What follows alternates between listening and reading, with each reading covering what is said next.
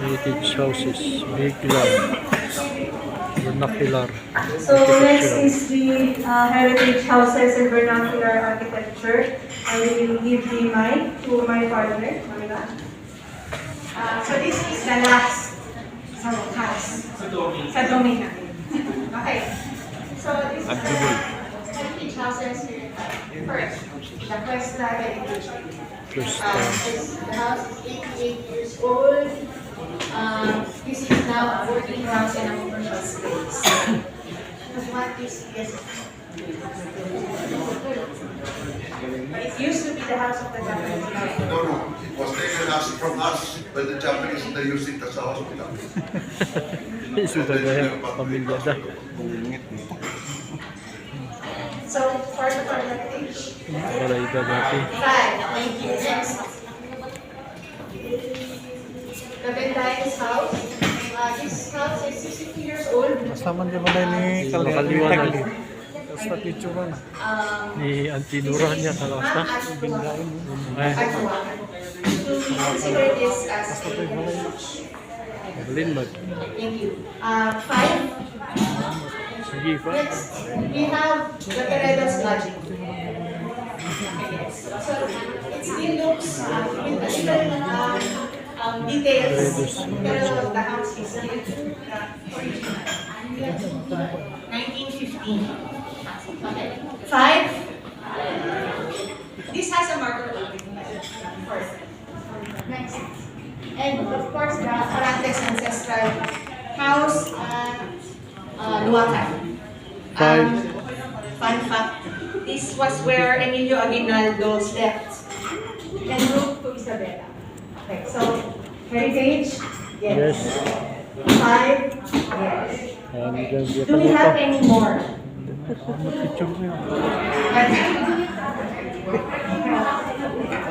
I suggest more in sa sakit mitra, ma'am. Sakit mitra, di ba meron po yung kay Emilio Aguinaldo? Meron po yung bahay doon, that must be 1920. Okay, ma'am. Noted. Yes, okay. Yes, sir. Meron pa pa. We actually have told sa Manipalo, hindi walang nasabi kasi there are structures of years old and all. Pero when we went there, biglang lumabas na yung palang bahay na lang may good. Any more? Canvas. Okay. Canvas. The Ferrari House, the White House, the Mantel House, we have no access. We have no access to the White House, unfortunately. It's not ours. Next, sige po. Also the Lincoln Corporation Cottage is also built during the American located in Gibraltar. Okay, sir. We'll add. Meron pa po. Yes. Can we include the houses that were documented by UAP Summer Capital? Like the houses of Trevino in Camp 7, the Gia House, all of those. Sige, ma'am. We'll ask. Can we include? Yes. Yes, ma'am. It's already documented and was also submitted to NCCA. But we can include all of those. Yes, ma'am. Thank you.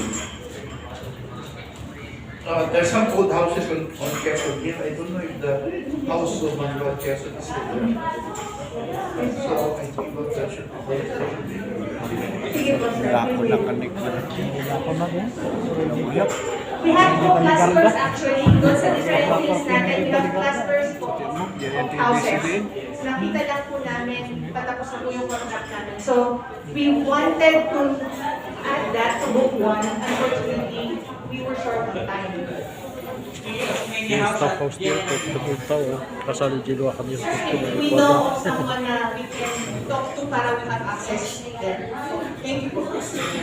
Mas meron po. Noted po. Thank you po. Any more? The house of The House of the Rising Sun. House of the Rising Sun. This is what I propose kasi it's a tall order for all of us to just, haphazardly and then out of memory to be able to do this. This workshop is just opening the doors. So, total, andito yung mga taga sa barangay and you know already the concept. Because if you talk about 50-year-old houses, you have representatives from the American period. You have also representatives from the post-war period. You have the 1950s, 60s bungalow houses, which are beautiful.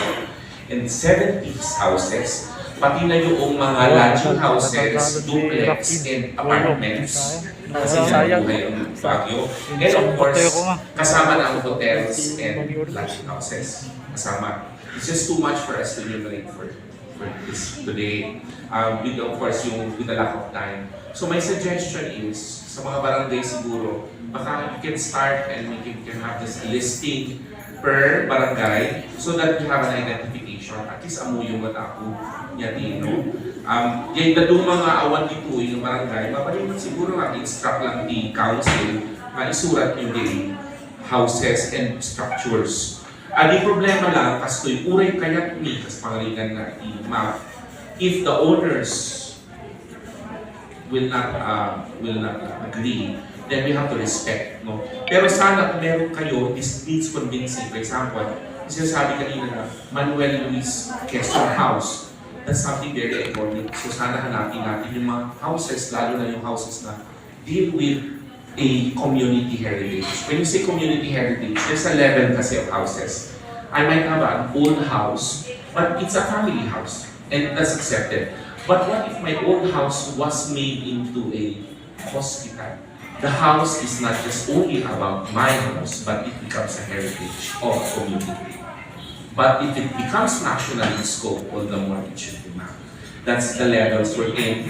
From a local registry, it becomes an important cultural property until it reaches the level of a national, maybe a cultural treasure, because of design or other things. So, pwede ba natin i-note po yun? And then, andito po ang office ni Architect Donna. Baka ito yung ginawang workshop with the engineers. Kasi isang impact nito, pag nangingi sila ng building permit for demolition or source, at least hindi pa Dati 50 years old. ino-note lang ito, think about it before you demolish your building. Do you know its importance and the wealth that you can share kung you connect this? So, pwede bang ganun natin na? I'd like to mention that the Muller place, when we interviewed Betsy Muller, she actually said that when they sold the house, the new owner UPAM BJN, University of Pangasinan.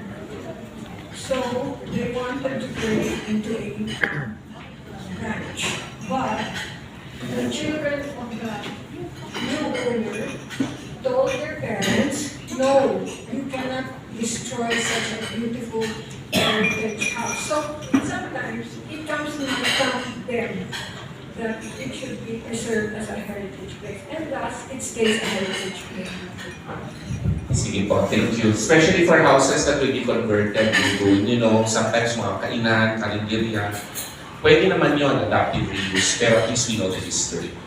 Before we proceed to the movable, because we have an architect also on board, sa external validator, I don't know if Architect Aimee is around from the National Commission for Culture and the Arts through Zoom. Architect, andyan ka po ba? We would like to hear from you. Those handling the Zoom, baka andyan ba siya? Si Architect. Kasi andito yung ibang wala. No, si Architect Aimee. Baka pakiano lang. Okay, sige, i-respond siguro, baka pwede mong i-message sila. I'm going to show you this, a breaker, no? Alam mo, natutuwa ako sa Baguio group kasi kahit ito yung unholy hour, nakatutulog kayo, dapat di kape, you are very active, amin kayo, no? Hindi tayo magpapaano na, hindi, because it's our heritage. I'm going to show you just a form. This is how it looks like. Kasi pag PowerPoint, kasi parang, Yan lang ang ginawa niyo. It looks like just a photo and just a collection of words. This is an example for PMA. Ito yung full mapping nila. Can you make it bigger, please? Yung ano, sige pa, bigger natin po. Para lang alam ng ano, para alam nyo rin kung ano yung nasa loob ng book, no? And then this is not only for removable, but all the rest, no? So you can see here that we have a photo. There is those types, not too fast, madam. Ayan yung mga types, kasi may typologies po tayo. Plaza, archaeological site, sports complex, pilgrimage, heritage landscape ang nilagay nila for PMA, for example. Let's put it up. You see here, tinagalong pati coordinates kasi mag-geotagging tayo later on if we are saturating it. Para pag nagkaroon ng disaster, alam mo anong tatamaan. Pag nagkaroon ng landslide, ano doon sa houses ang tatamaan. Pag nag-zoning ka, ito pala isang cluster na may history. So, we will throw this to the city for planning also. That's why, andyan po yan. Andun po yung ownership, pati declaration. We require the mappers to write yung proclamation and decree. Okay? So, ganyan po yung declaration, legislation, and then, pagdating mo yung description, ito yung physical description. PMA encompasses a total area of 363 hectares covering one of the remaining and largest forested lands in town. That's from Cabresa 2021.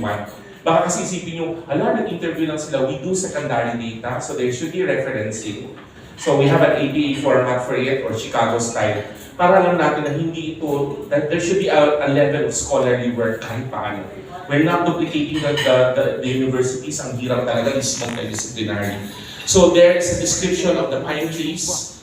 I will not read it because I'm going to finish this. And look at this. Iniisa-isa ng bawat mapper anong nakalagay sa PMA. You have the centennial marker, the All Saints Chapel with a description, old photos to cross-reference it, the alumni flag complex, the alumni memorial, the amphitheater. So lahat nung buo yan. I think yung ginawa nila ito, this is like 30 to 40 pages. Just for one entry. Kaya in terms of the mapping, we're talking about really like volume, 3 volumes or 4 volumes alone. Kasi ito yun, dyan na po yun. So it's an inventory, again. But if you want something deeper, what happened to this? Let's do historiography, that's local history. I will throw it to the universities para silang gumawa po dito. Kasi that's their role. But for the inventory, at least the entry level is here. This is our repository for the city. So there's a flagpole complex, flirtation walk, Florendo Hall, sige pa po. And then, stop po. And then, sige po, stop. You show the footer. This is the footer. The footer is our database. Because after saturating this, kung sana lang lahat ng LGUs nag-comply, we should have database already for the whole country. So that's the database for Baguio. So we all feed it in. And then, pag alam natin yan, alam agad mag-generate lang. Art Deco, Manila, Baguio, mag-ano yung mag-generate dapat yung data. Sige pa po. So, Grotto, Igorot Garden, in defense of the Motherland Monument, Jewel Halls, sige po, Kiosk number 55, Lim Hall, Lorenzo Hall, etc. Longbayan Hall. I'm still in the middle, no? Hindi pa tapos. Melchor Hall, Nakar Hall. So it's really a whole project pag ginawa ito. So even that entrance, can you look at the entrance gate please of the PMA? Kasi baka hanapin po ng ating ano yan, ng ating community.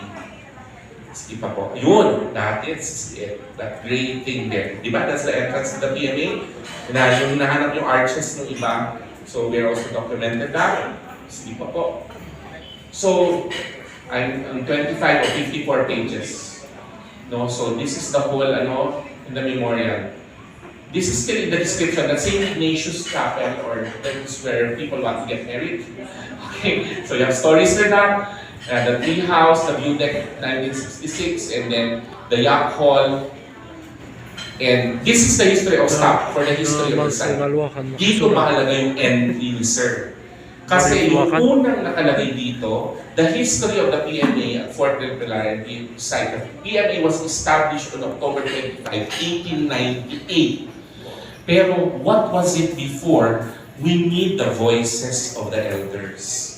Kaya pag una doon, dahil binanggit mo yung sir, babalikan ka ng mappers para yung first paragraph, prior to it being PMA, this used to be a forested area or a pasture land of the Ibaloys owned by the clans of blah. Para lang it is documented. So kaya mahalaga yung voices nyo dito. Kung gusto naman yun na basahin ito and we would like to know this, we will put it. So this is the history of the site, and then yung kanina physical description. This is the history of the site. Kasama dito yung may mga namatay, alam mo yun, nag-escape doon sa ganito, kaya yun, 1980s, meron din yung hazing, all the good and the bad, dito sa kwento. Pagkatapos po nito, I have only 1 minute left. We put stories associated. Dito nag-iiba ang mapping for NCCA. Kasi the stories associated will put trivia, we will put even supernatural because the stories are about the people. Yan ang pwedeng magpasok. Kaya kung nagde-date kayo sa PMA, gusto nyo ilagay yun, itala, punta kayo sa mapper, please put there, this is where we dated. Okay, because we will put it also under the stories associated. Or girls ogling to be noticed because sana they will have a boyfriend from PMA. Or boys wanting to enter PMA kahit natanggap sila sa SLU, UC, or UP. Pero actually their intention is to enter PMA. That's where the stories will come in. Correct. So, and this is the heart of it. Bakit significance lang? Kasi sa UNESCO, ang significance yung kanyang parang the short of it, the gist of it. Because you protect something if it is significant. So that's where historical. But look at that. Hindi namin ma-show ito sa PowerPoint. Ganyan ka-thick yung historical significance. Ganyan ka-thick yung socio-political significance. And aesthetic. Okay? And the social. And after that, even the spiritual significance. Ngayon, dito yung conservation. We ask, how do you rate the condition of the site? Is it excellent? Is it good? Nilagay lang ng mapper, good. The structures are well managed, however, there are changes and there are construction. Kaya meron din valuation kung magtutuloy pa rin ba yung mga buildings nyo. Kasi kung mukhang deteriorated na yan, ano ibibigay natin sa kanila for protection? And then we will check the integrity of the sites and the issues. Issues, this is where the political issues would come in. If you want to take note of the Ibaloy issue that we claim the land, we put it also there. So dito sa NCCA, kung anong issue, we will put it. If the issue is about something about deforestation, we will put it. If the issue is about zoning, because there was an error made by the city council before, wala kaming choice sa mapping. We will not sanitize anything. The issues will remain. Kaya ang next workshop nito, pag na-saturate ito, we will have a workshop on utilization. We will try to scour through what are some of the good and the bad and the things that we're going to do for the city. That's why this is not something only for posterity. This should be in aid of planning.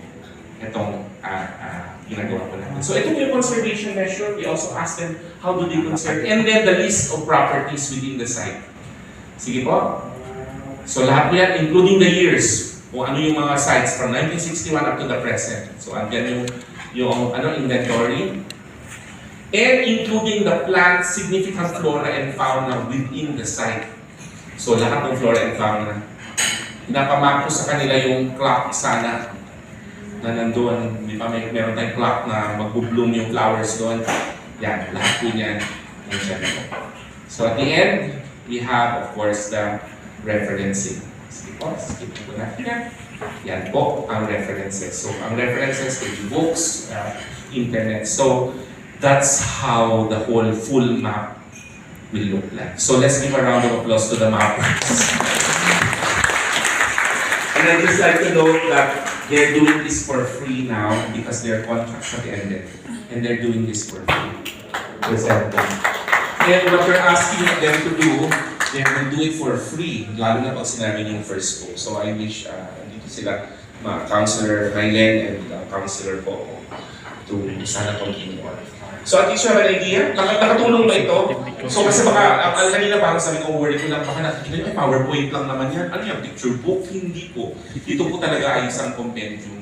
This compendium. And then we want your stories added. If you have old pictures in your skating rink, during your, during your youth, and you look like a beauty queen, like we have 2 beauty queens up front, give us your photos and we will, of course, embed it in the... Will you use it? Okay. Alright. Sige. Okay. Yes, so that would be the book. It's an inventory. And when you put it, we don't edit it at all. It's an inventory. But you want something more parang easy to read, then we propose to the city council or the private sector, making it a coffee table book. You know, Tarlac, ang gagawin nila, they're extracting all about cuisine because ang gusto nilang project will be culinary arts. Cookbook of the 18 towns. So, nasa inyo po yun. We always throw it, what do you want in terms of your output? So, it's going to be diverse for the whole Philippines. So, we don't want a boring Philippines where we all have the same festival and we have all the same expression. So, di ako, di kaduwak nga ibaloy, no? So, at least awakan nyo nga, mabalinda ito yung ikabi nyo amin nga, kayat nyo, adami nga issues, ikabi ito for the record. Namin nyo, awan i-record day history lang, agrugi ijay, panahon ni Americans. When in fact, we have to put it. Wala kung hindi pa dito kasama history ng Pangasinense, Ilocano, Kankanaoy, because multicultural, that will be for books 2, 3, 4, 5, 6, until book 10. So, at least for the beginning po lang. Sige, Sir Joe. Another thing, dagdag ko lang po, that's why we're validating it as significant or not. And the PowerPoints, I'm just presenting to you the significant because with significance, kasi po ito yung form. If the community decides it's not significant, kahit po pinaghirapan ng mapa yan, it will be pulled out from the margin. It will be crossed out because kahit pag feeling namin na wow, ang ganda niyan, significant, but the community said otherwise, no, it has nothing to do with value, then tatanggalin po natin sa ating form yan. Ibig sabihin, hindi siya validated as significant. Ganun po. Ganun po yung mangyayari. Thank you, Sir Joey. So far, you have not removed anything. I just came from Bugay, Cagayan. We presented 80 species of fishes. Mga fish talaga. Ganun sila ka-biodiverse. Tinatanggal nila yung hipon na hindi endemic sa kanila. We don't want it sinisira yung aming dito. Tanggalin nyo yan, that's for commercial purposes. We want really our own shrimps. So it depends really sa inyo. So at least nakita niyo po yung ating magiging project dito for the cultural mapping. Kanina hindi ko ma-show yun because dapat there should be a level of appreciation as well. And the last that I'd like to, is it all written? Some mapping is hindi ma-capture ng writing. So mamaya when you go to the intangible, there is the recording. That's why I'm proposing even to Sir Jimmy that for the Ibaloy terms, mahirap basahin kahit Ibaloy ka. Meron dapat accompanying audio how to pronounce the words. So it's audio, video at the same time. And so that's what we do for the whole project. And mga anak ko ito, because kapag magusto nyo ito, you can write NCCA and we give grants also. In fact, ngayon nga, IBMR, gusto mag-build sana ng happy halo ng community museum nila because of this. At sabi mo sa NCCA, pwede ka ba magbigay ng 150,000 para lang let's convert place there and let's build a community museum for happy halo based on it. So ito yung simula po talaga. We have to kalampagin natin yung national and also the local. Okay, so thank you and we go back to So, Abby, you'd like to add? Our architect, okay, architect, I need your here.